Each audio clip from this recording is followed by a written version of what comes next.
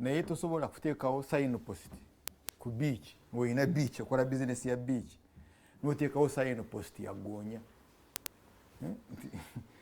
You get? So bwe togoberera nnyo muhoozi byatadde ku tweet ng'alina yadde mutwe. Ntakugambye nti muyanja bali mugoonya ng'alina business ya beach. Bwe goberera nnyo mukulu Museveni olukiiko lw'abali nawe entebe ya Defense Council ne High Command. Ebintu ya security bibeeramu intelligence diversion and deception. Akutwala eri bya basement n'okuyiga olunyankole n'ebiragiro n'ogenda mu ebyo naye nga yekyagoberera. Agoberera threat y'amaanyi nnyo nga tayagala gw'omanye threat eyo odduke. Because when you panic, the economy collapses. So by Ed Mutwe, bamanyi bye balimu ne Kyagulanyi we bamanyi, they know what they are involved in. Bamanyi ne kyebagira.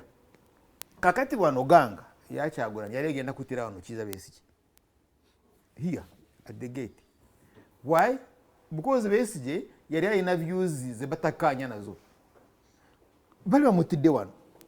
And they had a command, they had the BAM trading, bali balina intelligence, bali bamuwulira ne ku radio nga bawuliriza mukulu Babu. It is the duty of the state to protect Babu ku views ze.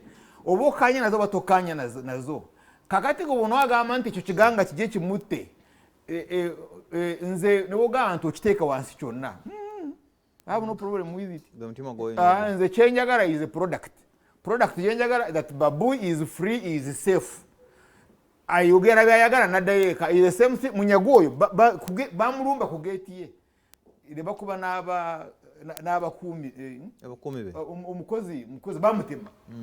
So there is insecurity. Kati nze security we bafuna oba bamenye amagulu oba bakubye amasasi. What I want is a product. The product is MI safe on the road. We bali nnyo Daniel Lukabwe Serinya nkulabye. Thanks for the show STB.